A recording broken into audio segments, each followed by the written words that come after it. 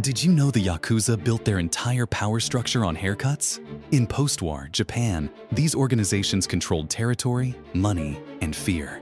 But inside the organization, a man's hairstyle told you everything.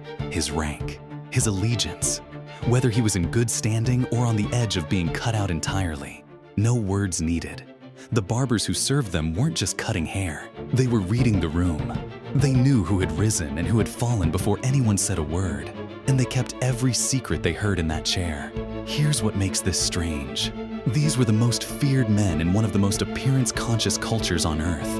And they ran their hierarchy the same way every serious barbershop runs its floor. Grooming was never about looking good. It was about showing you belonged, that you followed the code, that you understood the consequences of not following it. The clean cut was never aesthetic. It was a declaration. That logic hasn't changed. It just moved rooms.